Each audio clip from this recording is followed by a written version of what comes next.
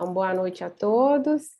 Nós vamos retomar o livro Sete Temperamentos Humanos, capítulo 10, página 80. E a nossa intenção hoje é terminar o livro. Então, capítulo 10 e 11, sendo possível. Então, na última reunião, a gente parou na página 80 e me parece que era o Paulo ou o José Jorge, né, que estavam lendo. Parou no Kardec. Aham. Alguém gostaria de dar continuidade hoje? Eu posso ler. Parágrafo. Tá. Obrigada, Sandro. A gente pode fazer como na outra semana, ir rodando, hein? Cada um lê um pouco.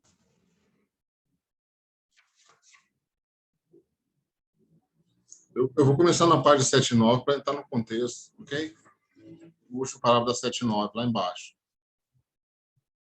O general Butz, fundador do Exército da Salvação, um homem de grande força, entusiasmo, equilibrado e fervor imenso, foi um exemplo da combinação das qualidades do primeiro e do sexto raios. De um modo natural, sua fé ardente e seu entusiasmo inflamado para salvar almas, sexto e segundo raios, expressaram-se na arte de guerra ativa contra o mal, primeiro raio.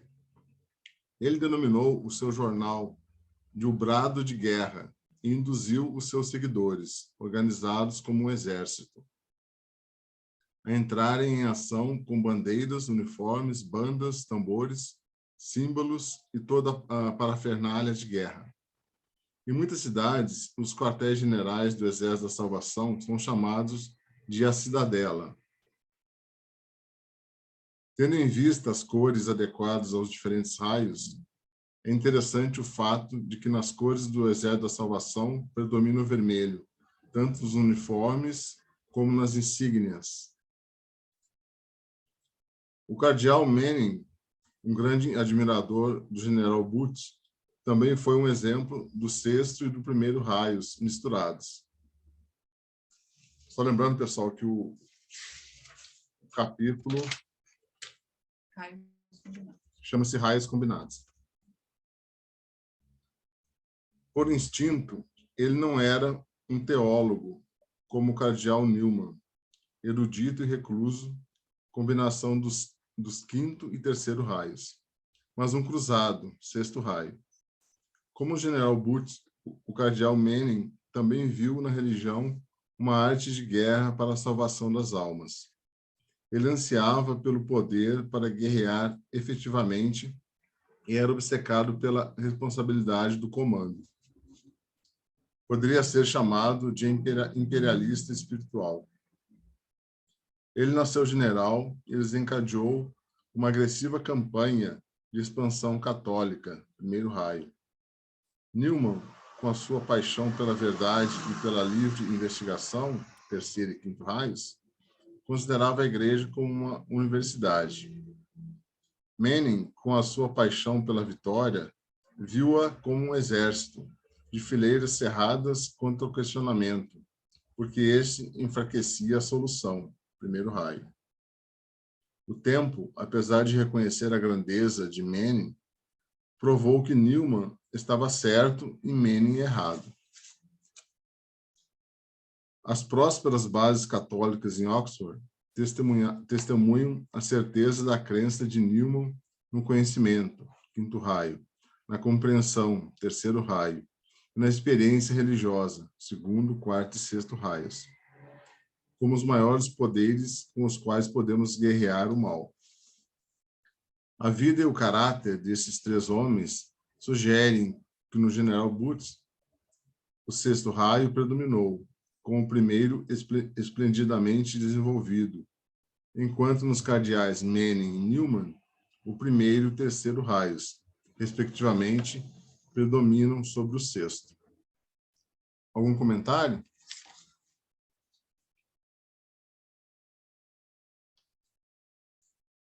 Não, só pode seguir. Ok, eu vou adiante, então. Hipatia, martirizada em 415 a.C., e Jordano Bruno, 1548 a 1600, que estamos informados foram reencarnações do mesmo ego. Demonstraram ambos marcantes atributos do sexto raio, inflamados e temperados por um desenvolvimento fora do comum das qualidades e dos poderes do terceiro e quinto raios. Além disso, cada uma dessas grandes almas possuía o poder de oratória magnífica e perícia literária do quarto raio.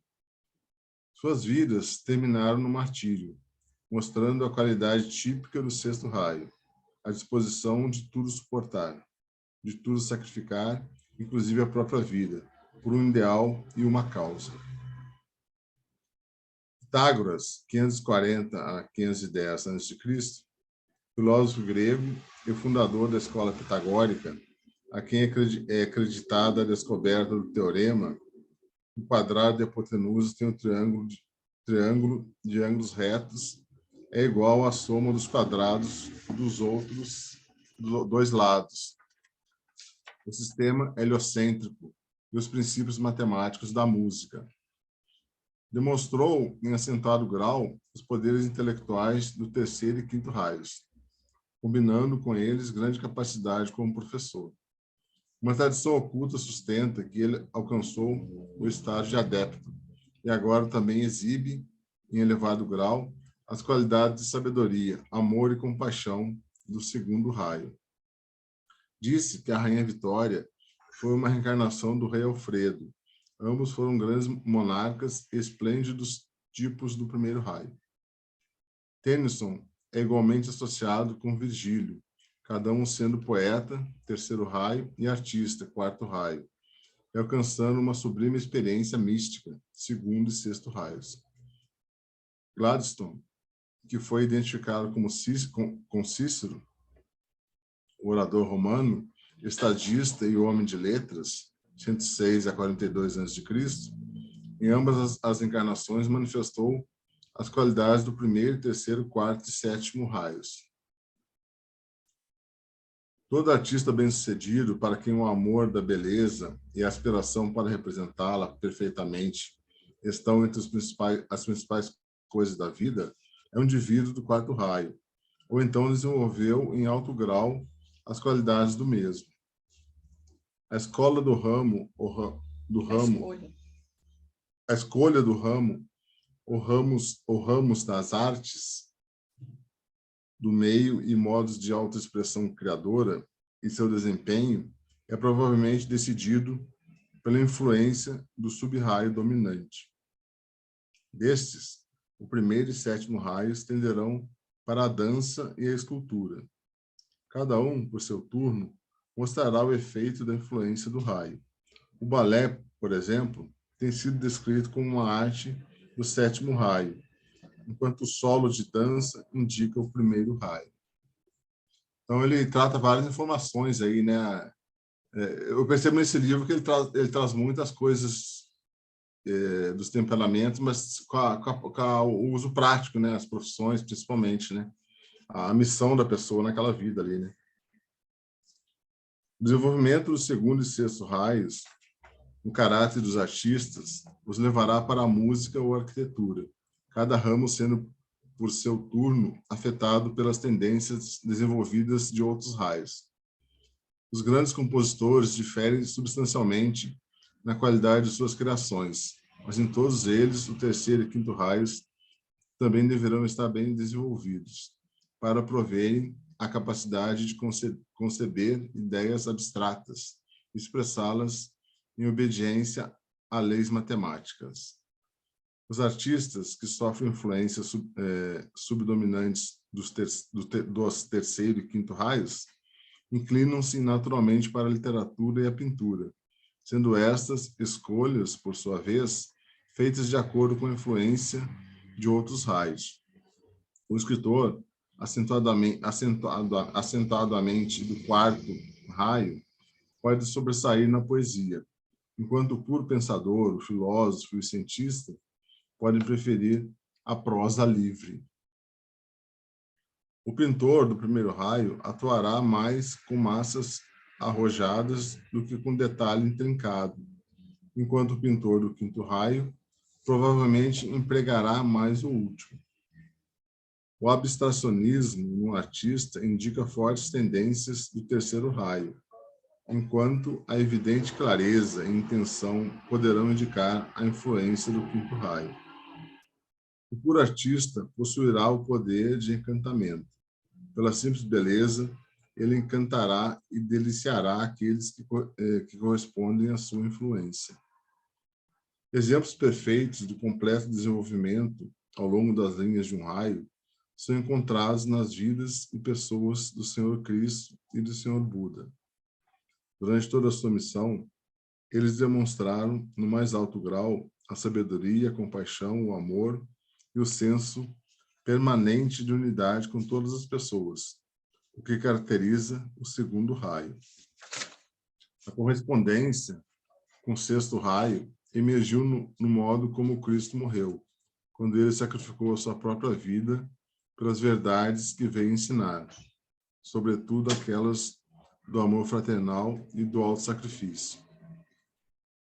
Com a maior reverência, podemos dizer, como seu grande predecessor, o Senhor Shri Krishna, aqueles destacados personagens também expressaram, em suas mais elevadas formas, as qualidades e os poderes dos outros 5 raios.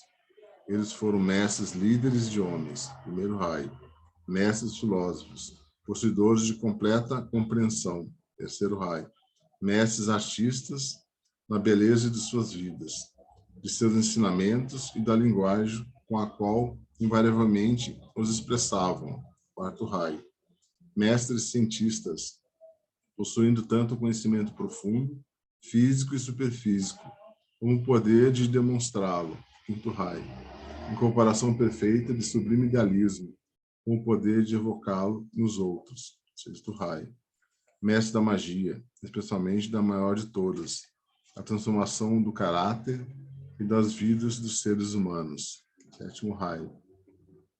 Todos os homens atingirão algum dia o incomparável desenvolvimento cétuplo, apesar de que as qualidades do raio monádico ainda continuarão a predominar.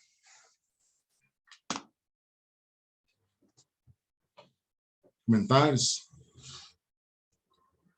É interessante, né? Porque as misturas dos raios, a gente vê que não tem um só, né? Vai soma de cada um vai tendo essa mistura. Ele mostrou que exemplificou com vários personagens, né? Como eles misturam esses raios assim.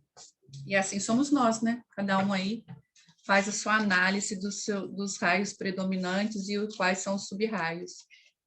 Ele faz uma narrativa, né, indicando várias pessoas que se destacaram na história ou se tornaram conhecidas, não destacaram talvez não seja o caso, que trazem consigo, né, a combinação de alguns raios, né? E que é o caso que eu acho de cada um de nós. Pode ser que também tenhamos a combinação de alguns desses raios. Culminando com um exemplo fantástico, muito mais do que interessante, né, de Cristo e Buda, que foram pessoas que combinaram todos os raios, né? Penso eu que talvez grandes mestres, né, que a gente tem tomado conhecimento aqui através da teosofia, se não chegaram a tanto, se aproximaram muito dessa combinação de todos os raios.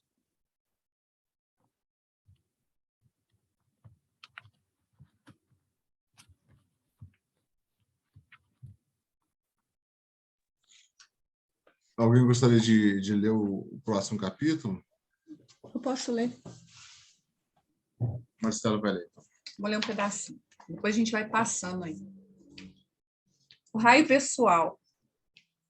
Os 7 princípios ou componentes da individualidade humana podem ser considerados como veículos através dos quais aquela unidade de existência espiritual, muitas vezes chamada de mônada, obtém a autoexpressão e a experiência.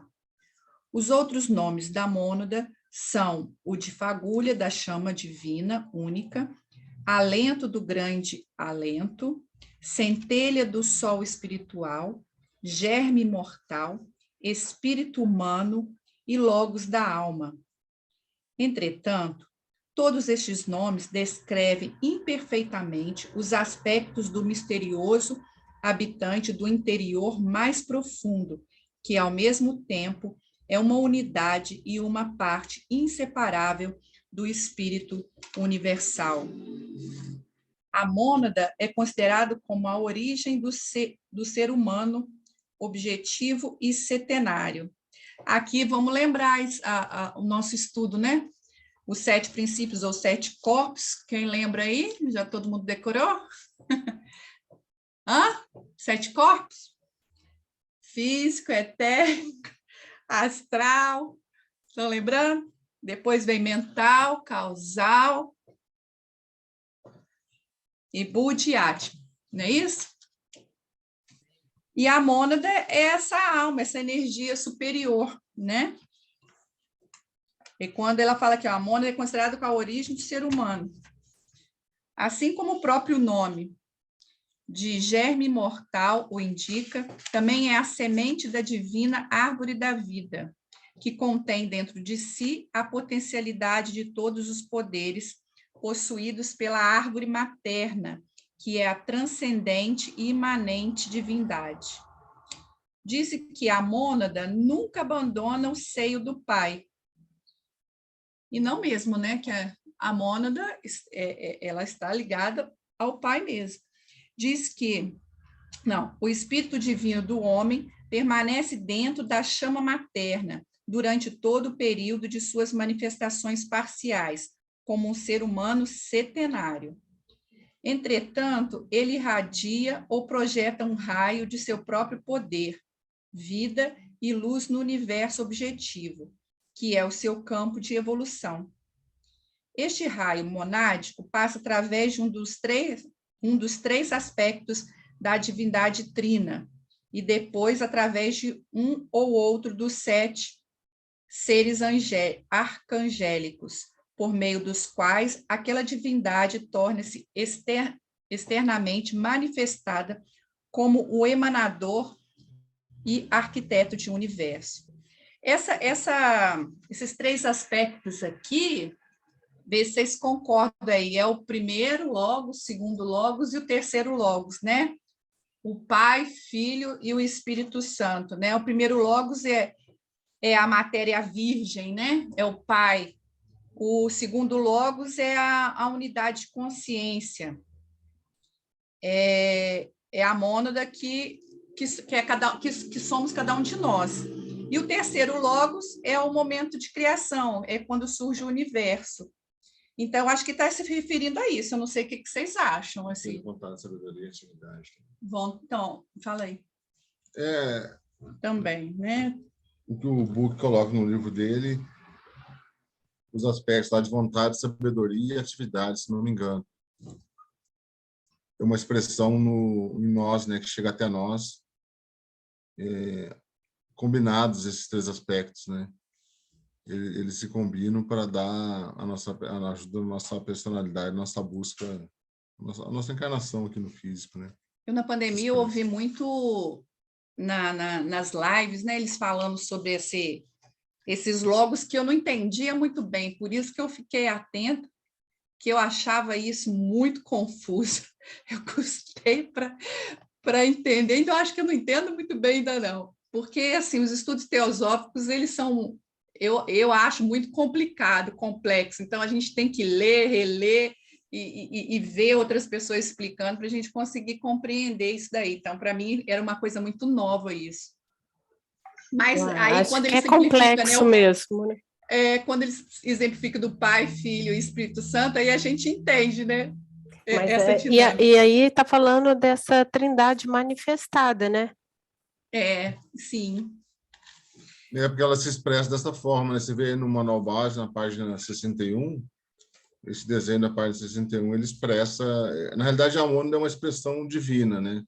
É como se fosse uma expressão divina, assim, é difícil até explicar isso, mas como se fosse a expressão divina que vai dar origem ao ser humano depois, né? Então, a expressão divina é a mônada, e da mônada que desce os filamentos aí para caracterizar o ser humano, né?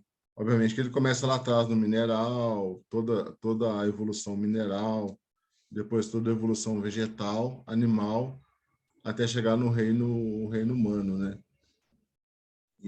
Mas o book daí deixa dar o pontapé inicial nesse tema aí, né? Desse da mônada, né? Como se processa isso, né?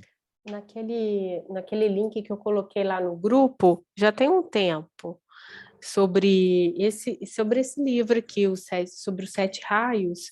É um estudo do Osmir Clemente. Nossa, esse foi muito bom também, ele falando sobre isso, sobre as mônadas, sobre a trindade, sobre os logos, aí como constitui. Também, então, se vocês quiserem ver, tá lá. Eu assisti Eu não dele. sei se foi eu acho que eu coloquei no grupo, mas é fácil de procurar, é só colocar os 7 raios e Osmir. Realmente ele explicou isso tudo também, que não Osmir significa que a gente consiga entender, assim, né? Mas vai ter. O Osmir, ele é muito didático, assim, eu gosto muito das explicações dele, né? Eu inscrevi naquele curso que ele básico, né, de teosofia que ele vem dando, que nada básico, ele vai aprofundando ali depois, mas eu gosto muito, ele explica e ele faz a gente entender, né? Vai mastigando bem para a gente. Nada básico.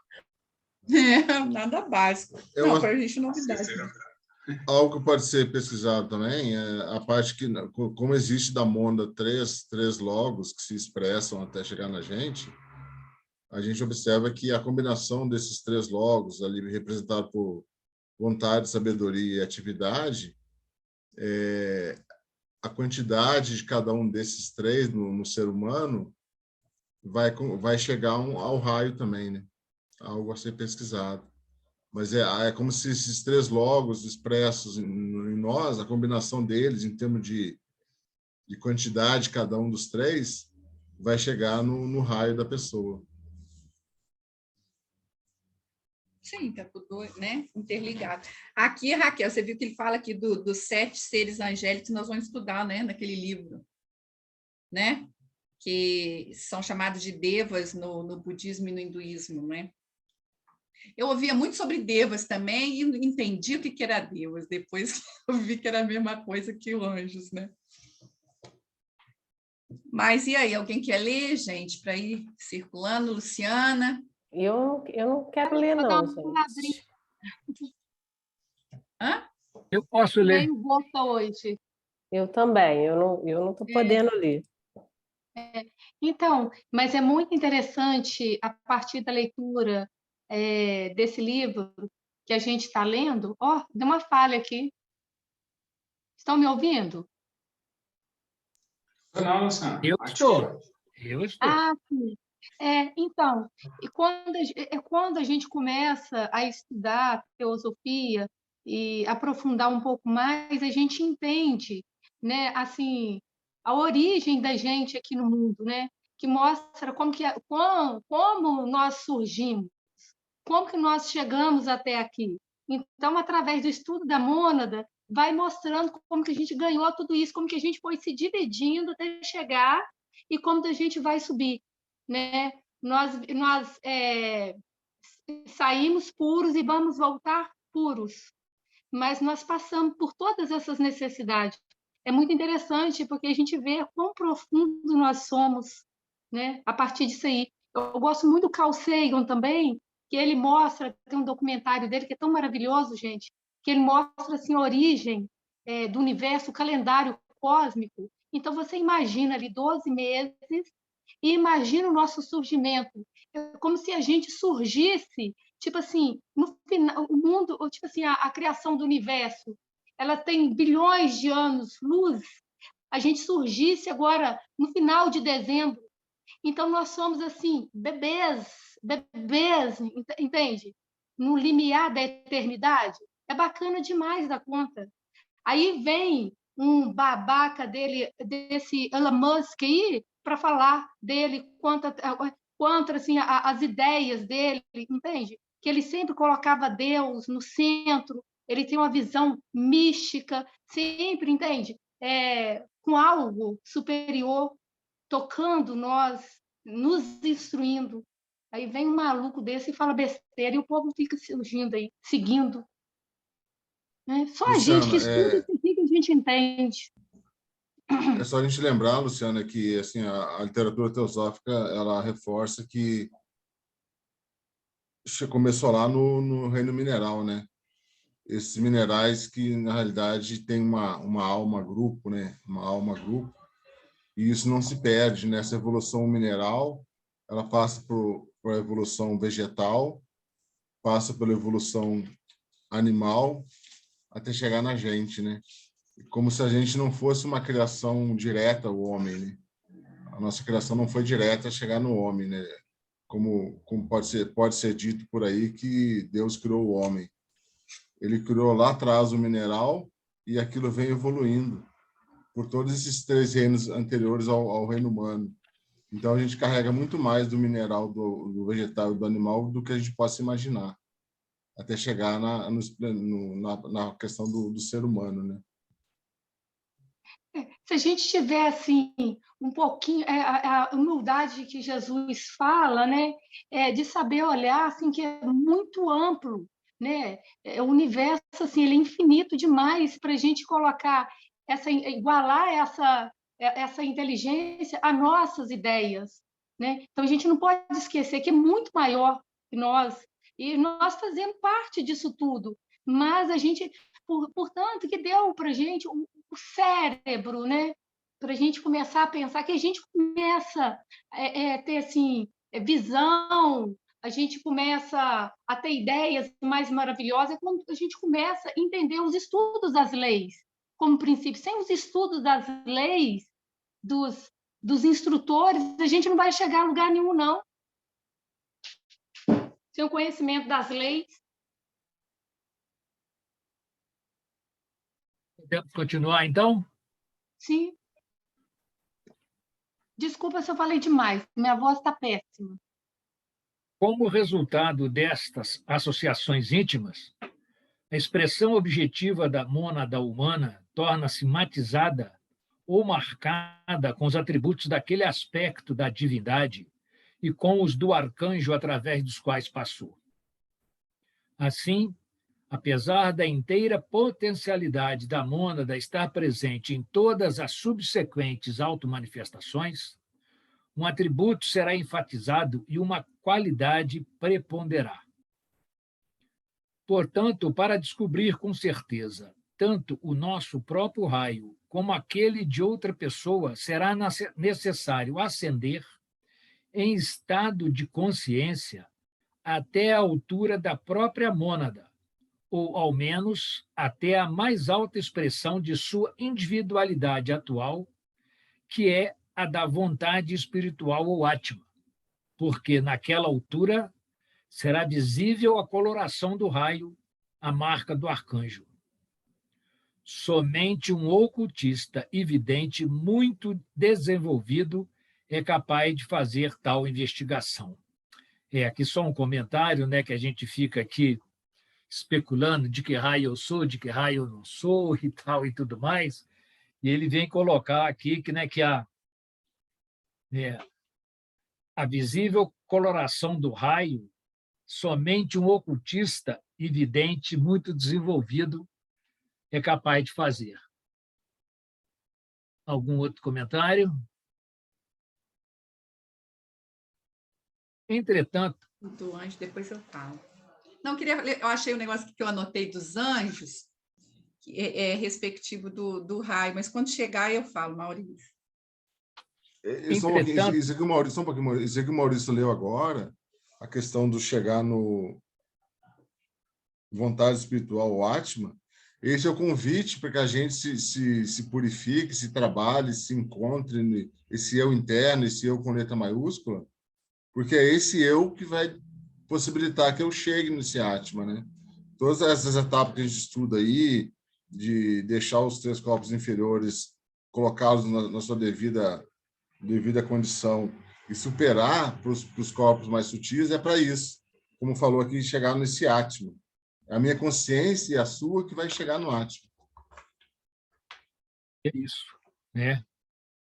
A mais alta expressão da individualidade atual é a da vontade espiritual ótima, né? Que é bem depois de algumas encarnações que nós vamos chegar lá, né? Posso continuar?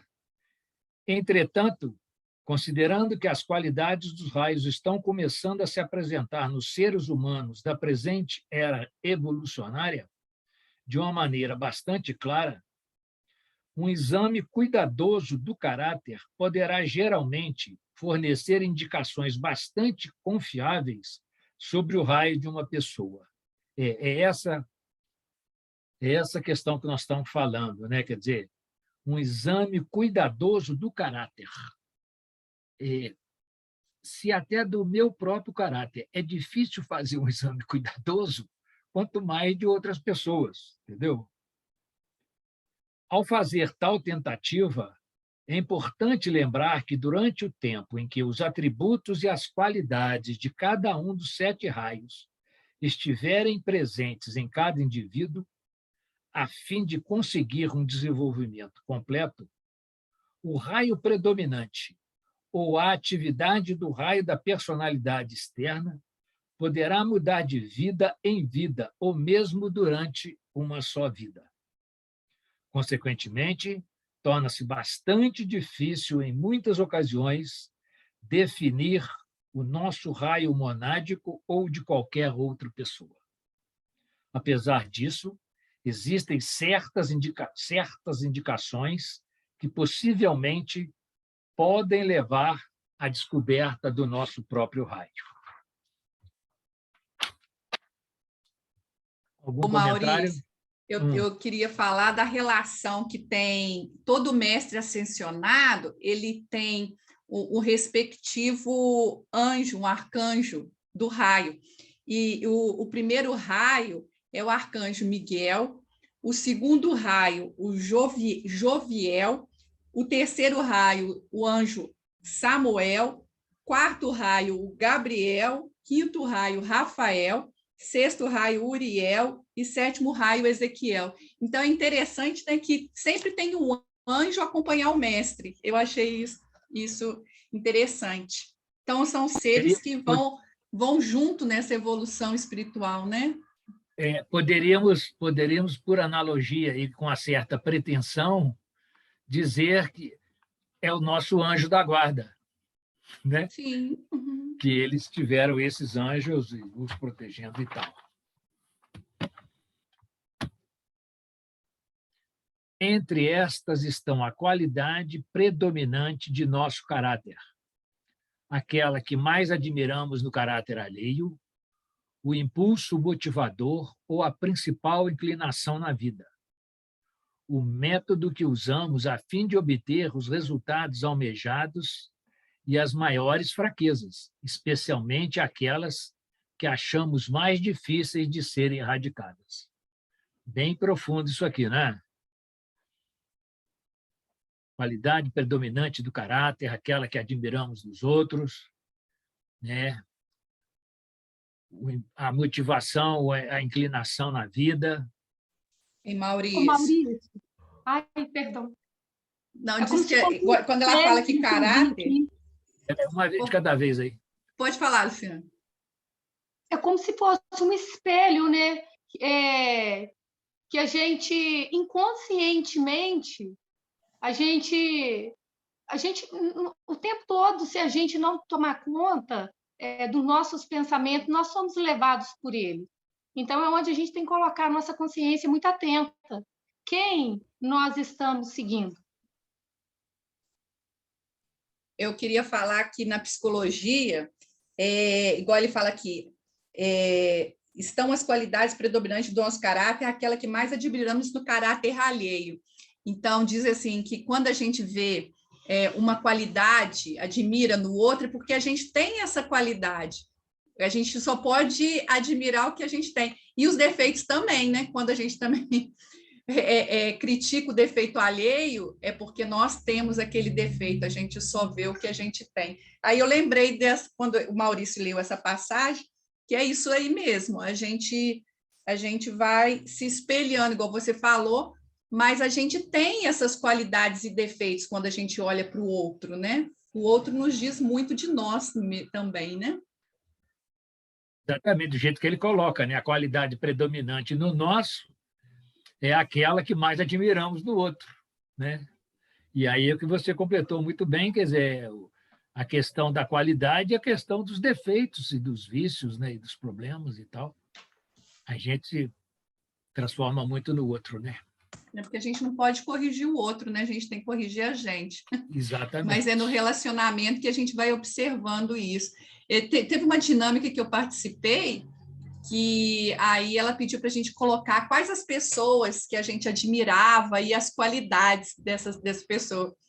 Aí, né, eu coloquei o Chico Xavier, Jesus, a Mari, fui colocando essas pessoas assim. Aí depois ela veio com essa, que são as qualidades que a gente tem, mas eu ri muito, eu falei, é ruim, não tem isso não, só admiro. Mas eu gravei muito isso, essa dinâmica, assim. Ela insistiu, mas essa admiração aí, esse espelhamento tá difícil, mas é uma admiração muito grande mesmo. Mas a gente chega lá. Até que a transformação em adepto esteja mais próxima, quase todas as pessoas provavelmente apresentarão diferença de desenvolvimento. Conquanto a virtude possa aparecer em alguns aspectos e em outros alguma habilidade excepcional e qualidades nobres, ainda podem ser discernidas também nítidas limitações. Muita gente importante deixa transparecer mesquinharia em alguns assuntos de ordem pessoal. O erro de cálculo e a ignorância podem prejudicar o discernimento e reduzir a eficiência daqueles que muitas vezes demonstram qualidades de direção da mais alta qualidade. Aqueles que ainda estão passando pelas primeiras fases da evolução tendem geralmente a apresentar mais falhas do que as qualidades desejáveis dos raios. Seus vícios mais do que suas virtudes, mesmo que essas apareçam em certas ocasiões. É só isso, né, gente? Não tem... O desenvolvimento do ego, ou como às vezes se diz, a idade da alma, é decisivo na habilidade para vencer a fraqueza. Unicamente aqueles que estão bem adiantados, ou as, entre aspas, almas velhas, é que possuem o interesse de progredir ou a força de vontade para isso.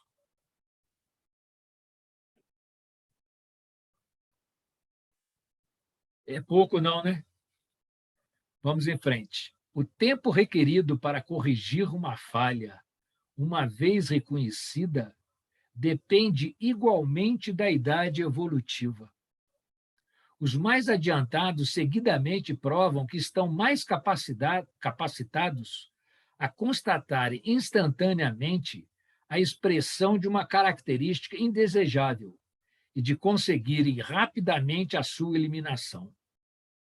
Em outras palavras, o número de vidas terrestres e o progresso feito na maior parte delas decidem se é a força ou a fraqueza, as virtudes ou os vícios, os aspectos positivos ou negativos dos atributos do raio, que encontrarão expressão predominante no pensamento, estímulo, sentimento e ação cotidianos.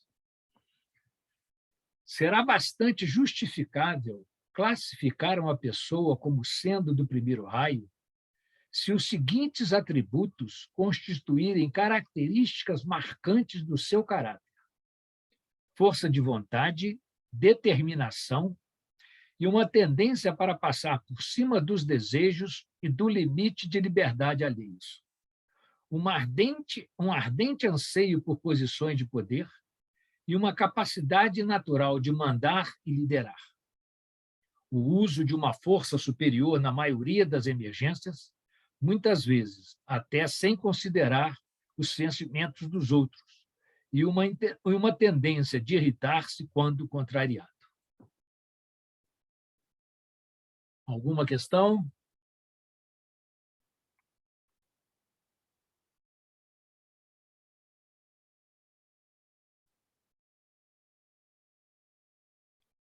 Eu já melhorei um pouquinho quanto ao comentário que eu vou fazer agora, mas só para reportar para vocês, eu, quando jovem, fui morar numa república, lá no Rio de Janeiro, com mais 4 pessoas. 3 que eu já conhecia, daqui de Juiz de Fora, e uma que eu não conhecia. Para vocês terem uma ideia, o meu apelido era Maurição Cachorrão, porque qualquer coisa eu estava latindo. Uau, uau, uau! Acho que já melhorei um pouco, mas é a verdade, essa questão da tendência de muitas pessoas, inclusive eu me incluo entre elas, de me irritar quando contrariado. Acho que a gente precisa trabalhar muito em cima disso. Eu, principalmente, que em relação a vocês, já estou mais próximo da desencarnação do que vocês. Obrigada, Maurício, pela partilha. Muito bom. Uma pessoa pode razoavelmente ser considerada como sendo do segundo raio quando reconhece que a felicidade depende da liberdade de pensamento e de ação, concede de boa vontade essa liberdade.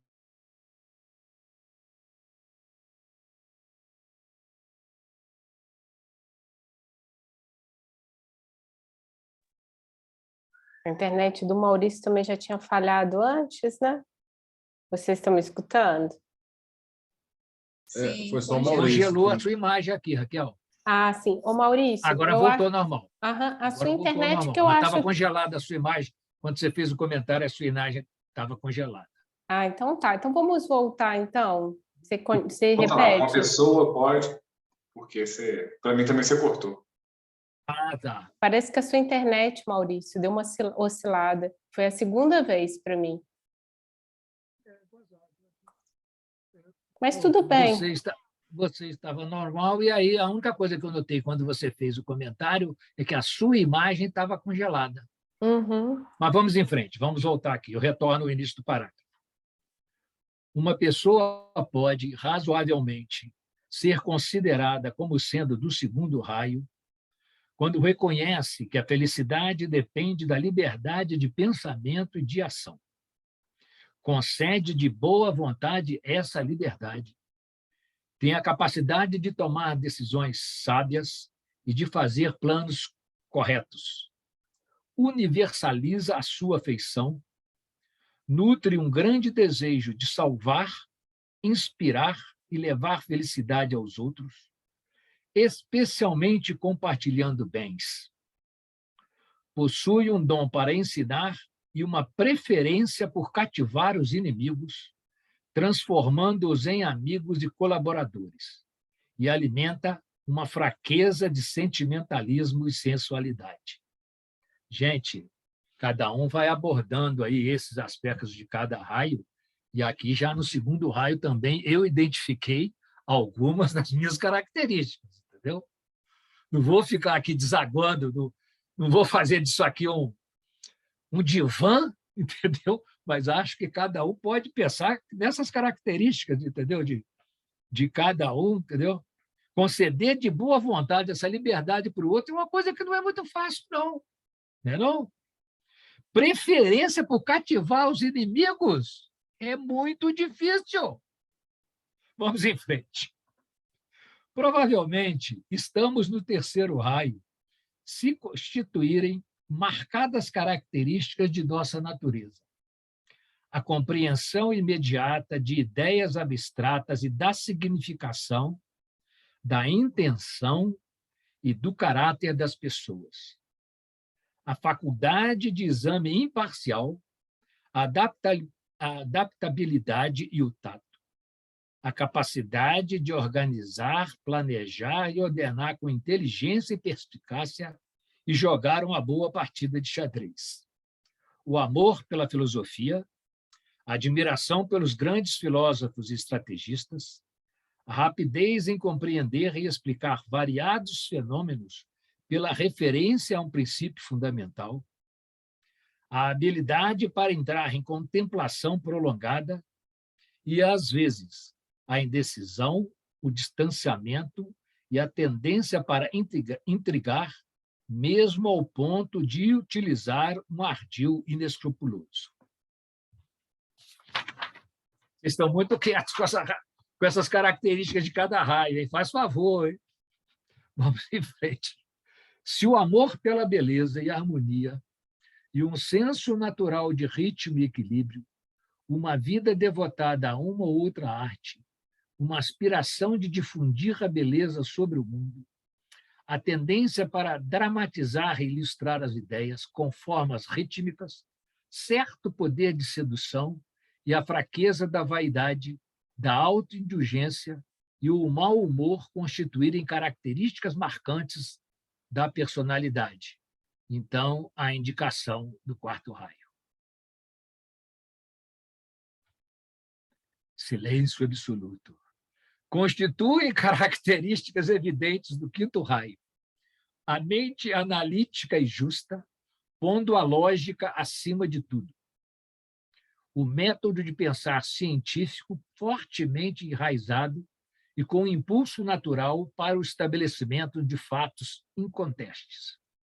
A natureza de mapas e diagramas no estudo e no ensino, o recurso à mente analítica para constante comprovação e pesquisa, com o intuito de chegar às conclusões finais. A fraqueza do egoísmo, a crítica excessiva dos outros, o amor próprio, o pedantismo, o materialismo e a curiosidade indiscreta.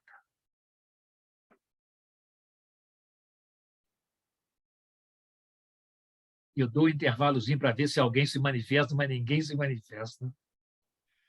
Ah, Maurício.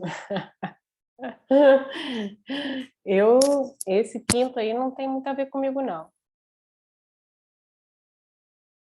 Vamos, o sexto raio predomina se forem consistentemente demonstrados entusiasmo apaixonado, forte senso de lealdade, obstinação em tudo que for pensado e feito, capacidade de devoção e autossacrifício, particularmente na prestação de serviços, conversão interior ardente como um irresistível poder espiritual e a fraqueza da emotividade, impulsividade, fanatismo e sensualidade.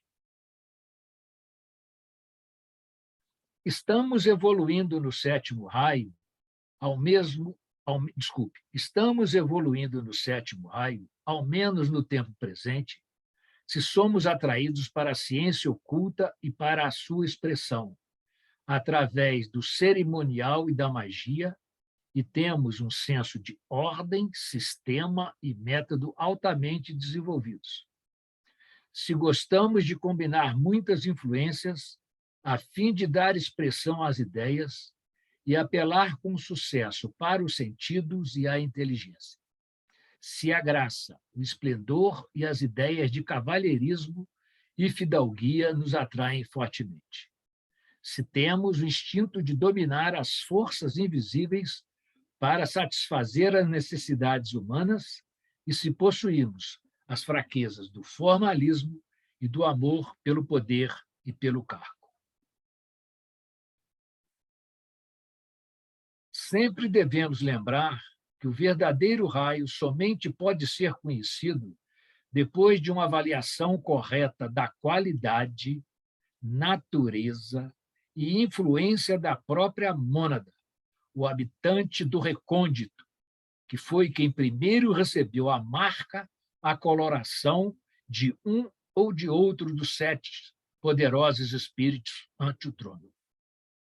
O raio do ego também é o mesmo da mônada, porém, no curso de sua evolução, o ego se expressa através de suas sucessivas personalidades e, portanto, parece mostrar predominantemente as qualidades e os poderes de raio após raio. o estudo do ego, através de várias encarnações, revelaria indubitavelmente uma qualidade central ou uma luz brilhando em todas as atividades, realizações mais importantes, e isso indicaria o raio monádico. Fechou muito bem aqui, né? Mas vocês vão me dar licença que eu vou precisar pegar água, que minha garganta está indo para o brejo. Pode fazer os comentários aí. Passa para alguém ler, Tá que aqui. aí divide. Ô, pessoal, até uma dúvida que apareceu aqui com a Marcela agora, essa questão do ego com letra maiúscula aí, né?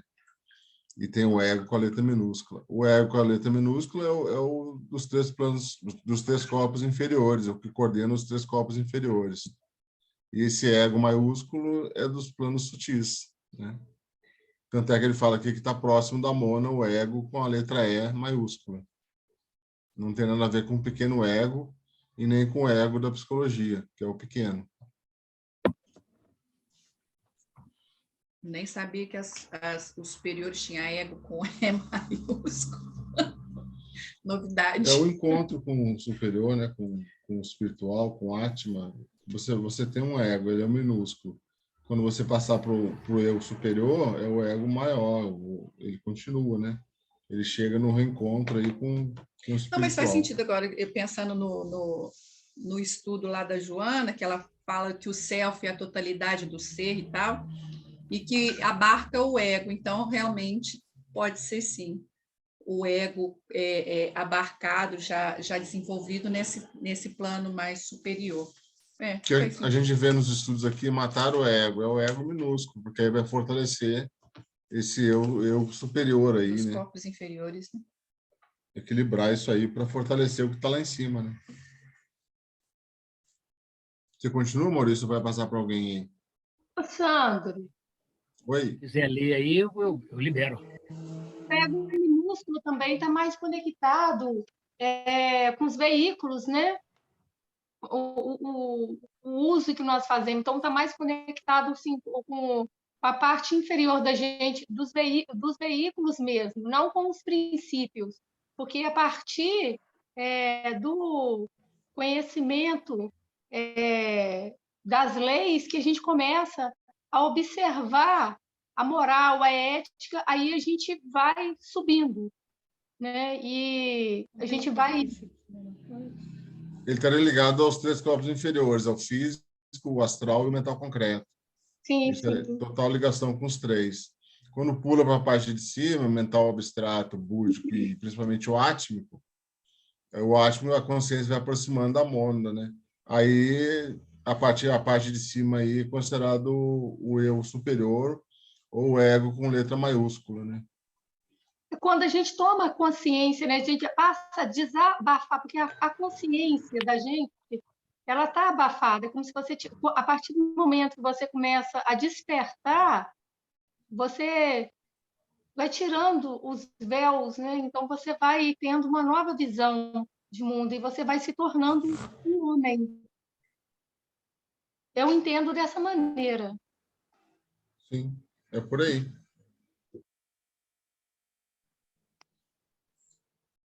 Então, eu continuo aqui? Quer ler, Luciano? Positivo. Por sua vez, cada personalidade é influenciada tanto por raios únicos como por combinações, produzindo na natureza humana uma grande variedade de características, capacidades e fraquezas. Mesmo assim, uma observação completa e desapaixonada das mais pertinentes tendências básicas, particularmente da escolha daquilo que é mais apropriado e do método de obter os resultados almejados, poderão geralmente revelar o raio monádico. Como exemplo, procuremos seguir 7 diferentes tipos de pessoas que entram numa loja, anotando os seus respectivos métodos de comprar. Se um cliente entra a passos largos, com uma escolha já pré-determinada, vai tanto quanto possível diretamente à seção e ao balcão certos, fazendo o pedido em poucas palavras, aguardando calmamente, enquanto a mercadoria é localizada e embrulhada.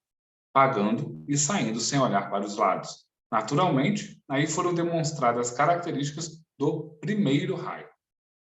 Se, além disso, foi usada certa força para chegar ao balcão ou colocar-se melhor numa fila e as necessidades dos demais compradores foram desconsideradas e foi demonstrada certa rispidez, esses indicadores virão confirmar a classificação feita. Se, por outro lado, forem levadas em consideração os desejos e a prioridade dos outros compradores e a condição mortificada ou fadigada do balconista é observada, olhada com simpatia e desculpada, se é feita uma tentativa para conquistar a sua cooperação e auxílio por meio de uma descrição dos fins para os quais os artigos estão sendo adquiridos, se, depois de um penoso trabalho, o fracasso em obter aquilo que é solicitado é seguido por uma desculpa ou pela compra de um artigo indesejado, então tal pessoa estará provavelmente no segundo raio. O indivíduo do terceiro raio provavelmente teria uma consideração especial pela localização da mercadoria no esquema geral, pela decoração do interior ou pela sua apresentação. Ele teria formado também uma ideia clara do material, estrutura, estilo, cor de sua compra. Escolhendo uma loja especializada onde o artigo tem mais probabilidade de ser encontrado, seu procedimento seria estritamente impessoal. Todos os artigos oferecidos seriam aceitos ou rejeitados inteiramente, sob o aspecto de sua conveniência.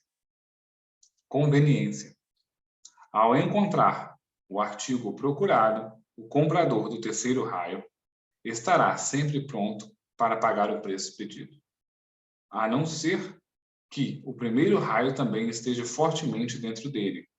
Não terá tendência de reclamar dos preços ou de ser influenciado em sua escolha pelo pensamento de obter um desconto, se os balconistas não estiverem capacitados a apresentar a mercadoria desejada.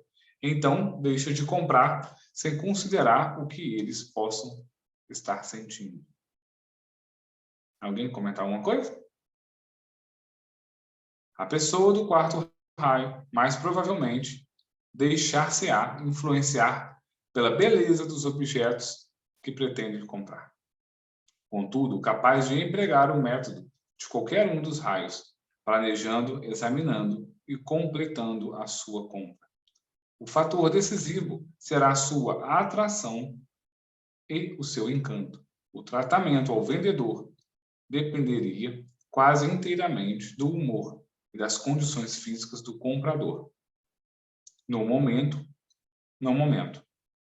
e poderia variar de uma simpatia cativante a uma completa desconsideração dos sentimentos alheios.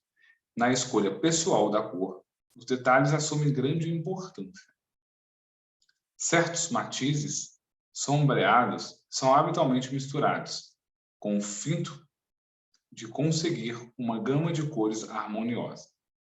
Os sub-raios poderão influenciar a escolha dessas cores, apesar de que o verdadeiro artista estará inclinado a usar qualquer cor, em qualquer graduação, a fim de conseguir o efeito desejado. Alguém comentar aí? Tá tenso esse pedaço aqui, gente. Uma meticulosa atenção para o detalhe provavelmente será demonstrada pelas pessoas do quinto raio.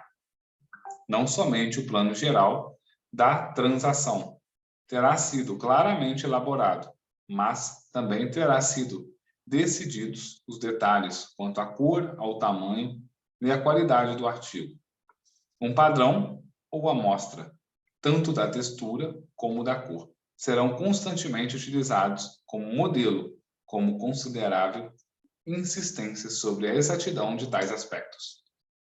O preço é importante e, algumas vezes, o barateamento da mercadoria ou a possibilidade de um desconto influenciarão na escolha.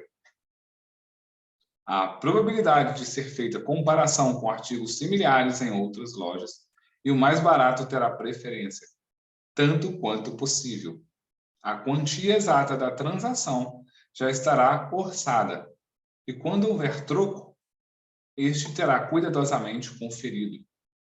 Na escolha, a compra de mercadorias, os compradores do quinto raio exigirão considerável paciência daqueles que os atendem, mesmo quando o artigo desejado é encontrado na primeira loja. Uma visita deverá ser feita a outras, onde possam ser encontradas mercadorias igualmente convenientes. As consequentes confusões e indecisões podem ser exasperadamente, particularmente para os amigos, nos quais o primeiro e o sétimo raios combinados dão a capacidade de decisões rápidas. Alguém? A vivacidade da Luciano, mas aqui na frente ele vai sugerir que a gente observe isso nas pessoas também numa loja. Ele fala que é fácil identificar essas opções aí da loja. Acho que por isso que ele escolheu esse ambiente aí de comércio, né? Eu estou me identificando aqui.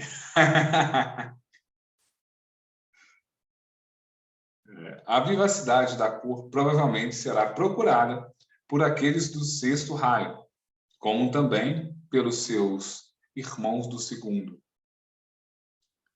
A não ser quando obstinadas por uma ideia fixa ou temporariamente obcecados por um desejo irresistível. Eles são delicados e complacentes com o balconista. São mais generalizadores do que tendencialistas na sua preferência, tanto em relação à mercadoria quanto à loja, com probabilidade de serem influenciados tanto pelo que vem na vitrine, como pelo que lhe é oferecido incessantemente pelo vendedor persuasivo. Provavelmente não são tão decididos neste particular quanto aqueles que são influenciados pelo primeiro, terceiro e quinto raio, e que, consequentemente, poderão tornar-se pessoas bastante difíceis de servir. Tendem a ser afetados pelas ocorrências durante a visita às lojas, e especialmente pelo tratamento recebido, tanto pelos seus companheiros de compra como pelos vendedores. Quando se abordarem as circunstâncias, podem levá-los a agir bastante inconsequentemente, até o ponto de se recusarem abruptamente a comprar um artigo obviamente conveniente. E aí, Luciana, alguém aí? Raquel, mais alguém quer continuar aí? O Paulo apareceu. Olha o Paulo.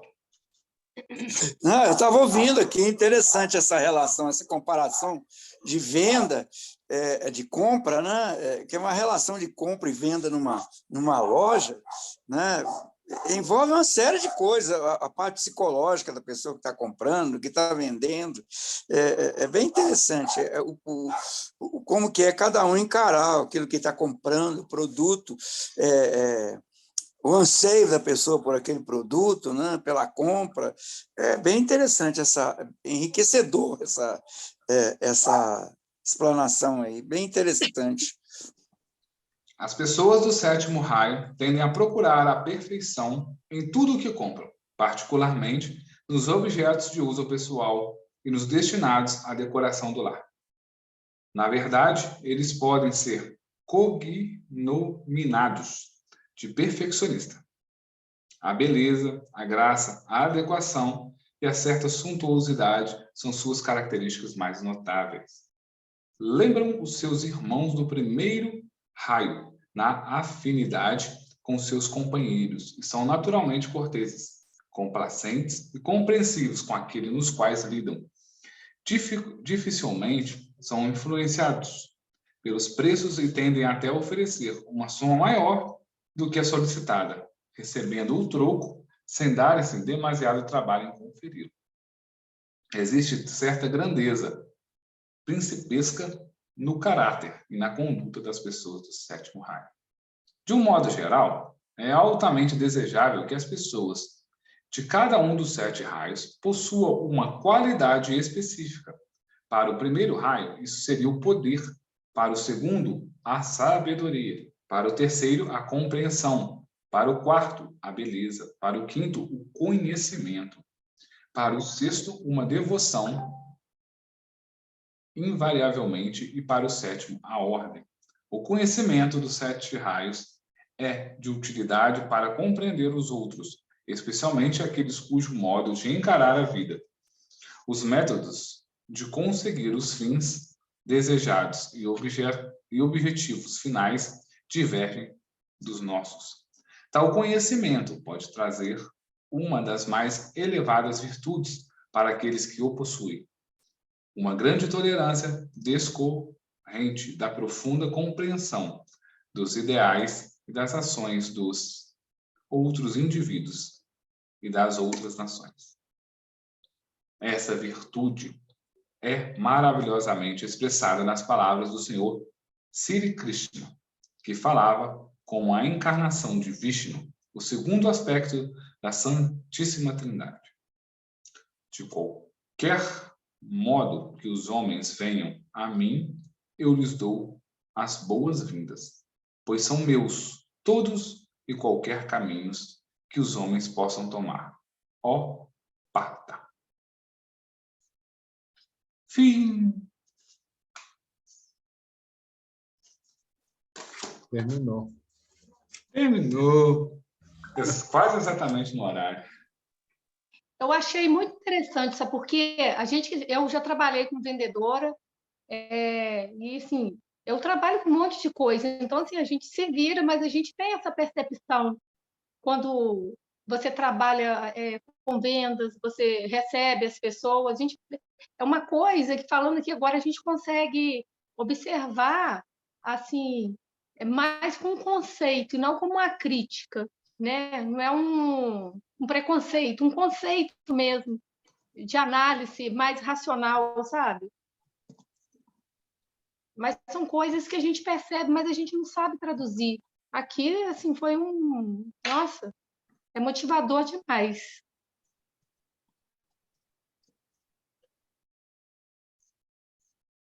Exatamente.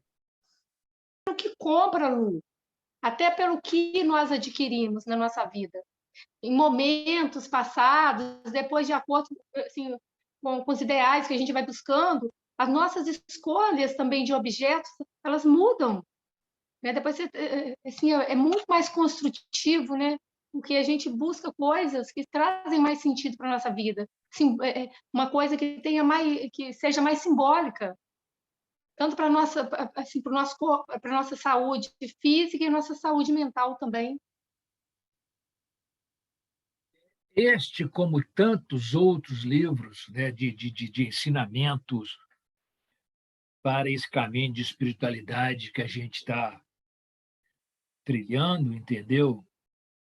É um livro de enorme sabedoria em que a gente deve ler e reler com muita calma, pensando na maneira que a gente tem se comportado, como quer se comportar, e também, principalmente, nas outras pessoas com as quais a gente convive, né? Tanto aqui no grupo de estudos, como na família, no trabalho, na escola e tal, porque só tem ensinamento do que eu considero da maior sabedoria.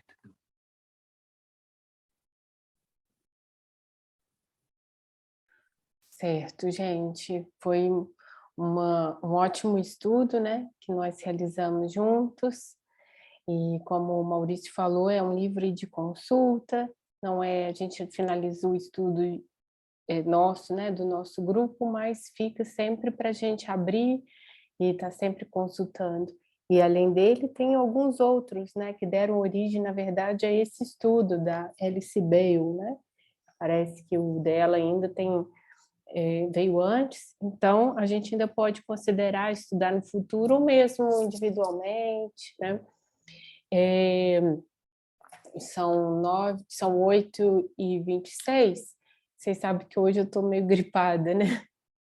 Então, eu vou pedir aí o Sandro ir para fazer o encerramento, ver se mais alguém quer fazer algum comentário. Raquel, eu quero. A gente tem que fazer a conclusão final do próximo livro mesmo, vai ser aquele, e ver se a gente consegue fazer pedidos juntos. Tá. Pensar nisso, que já é para a próxima quinta, né? Terça. Ó, terça. Eu vou ver se o Zé Jorge ele pode fazer na próxima terça a reunião com aquela palestra, né? E se ele não puder, aí a gente inicia sim o livro. Se não, aí a gente pode fazer uma... Se ele puder, seria melhor ainda, né? Que a gente tem mais um tempinho, tá? Aí eu aviso vocês. Mas então, depois a gente fala sobre essa questão do livro, do próximo estudo, tá bem? Vamos só fechar aqui esse estudo de hoje. Paulo, Luciana, alguém quer falar mais alguma coisa sobre o livro? Quer fazer alguma reflexão? Tudo bem? Então, a gente pode encerrar, Sandro. Você trouxe, né, uma meditação, você vai finalizar, encerrar a reunião? Eu encerro aqui. Então, tá bem.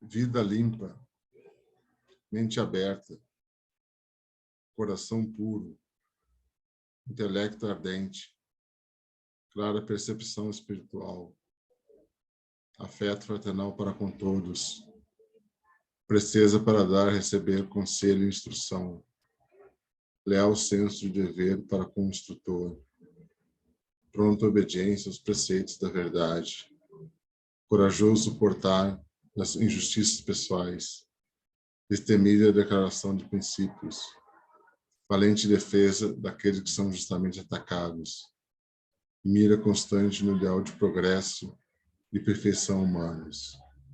Eis a escada de ouro, degraus pelos quais o discípulo pode galgar até chegar à sua verdadeira morada, o templo da sabedoria divina. Que assim seja.